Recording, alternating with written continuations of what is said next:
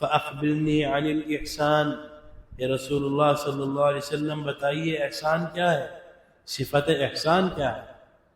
آپ نے فرمایا ان تعبد اللہ کأنک تراہ فإن لم تکن تراہ فإنہ یراک، کہ اللہ کی عبادت ایسے کرنا گویا میں اللہ کو دیکھ رہا ہوں، اور اگر یہ نہ ہو سکتا ہو، خیال کرنے کے بعد بھی نہیں ذہن بن پا رہا، تو ادنا درجے کی بات یہ ہے کہ ہم یہ یقین پیدا کریں کہ ہمیں اللہ دیکھ رہے ہیں۔ جیسے ہم کسی جگہ سے گزرتے ہیں، ہم نے دیکھا کیمرہ لگ رہا ہے، اگر کوئی چیز پسند کی آ رہی تھی یا 500 کے نوٹ کی گڈی پڑی تھی، جب بھی نہیں چھیڑنے کا، کیوں کیمرہ لگ رہا۔ جو کیمرہ ریکارڈنگ کرے گا یہ پھر اسکرین پہ چلے گا، جو نگرانی کرنے والا ہے وہ دیکھے گا تو پکڑ لے گا۔ اس ایئرپورٹ پہ چل رہا ہے، بالکل ناک کی سیدھ میں انسان کی جون میں جا رہا ہے، کوئی الٹی سیدھی چھیڑ چھاڑ نہیں کرنے کا، کیوں؟ کیمرہ لگ رہا ہے۔ اسی طرح اس سے زیادہ اس بات کے یقین کی ضرورت ہے، میرا اللہ مجھے دیکھ رہا ہے، میرا اللہ۔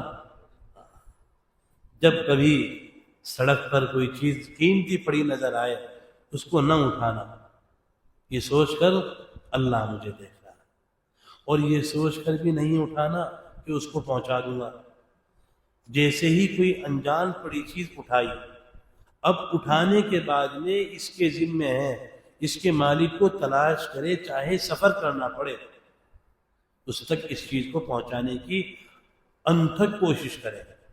تمام تر کوششوں کے بعد اگر نہیں پہنچے، پھر مفتیان کرام سے پوچھے کہ جی کیا کرنا ہے، لیکن پہلی کوشش ہے اس کو پہنچانے کی کوشش کرنا۔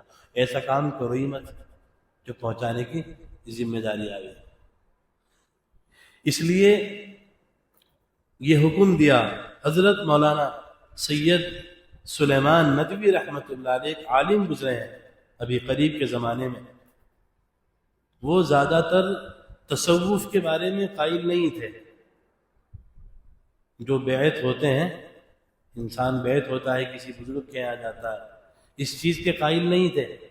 ایک مرتبہ حضرت شیخ الحدیث مولانا محمد زکریا صاحب کاندھلوی رحمۃ اللہ علیہ کی خدمت میں حاضر ہوئے، ملاقات ہوئی تو سوال کر بیٹھے، حضرت مجھے یہ بتائیے کہ تصوف کیا ہے، تصوف کیا ہے؟ حضرت نے جملہ فرمایا، تصوف کی ابتدا نیت کو صحیح کرنا ہے، تصوف کی ابتدا نیت کو صحیح کرنا ہے، اور تصوف کی انتہا صفت احسان کو پیدا کر لینا ہے، یعنی اللہ کے دھیان کے ساتھ زندگی گزارنا صفت احسان ہے۔ اب اس کی شروعات تو ایسے کرے کہ انسان اپنی نیت کو صحیح کرتا رہے۔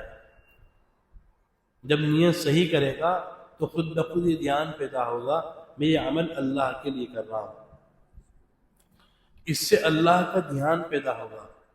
جب اللہ کے لیے کرنے کا جذبہ بنتا رہے گا، پھر کچھ وقت کے بعد یہ تصور پیدا کرنا آسان ہوگا، اللہ مجھے دیکھ رہے ہیں، اللہ میرے سامنے ہیں، اور کوشش کریں کہ ہم اللہ کا تصور کر سکیں۔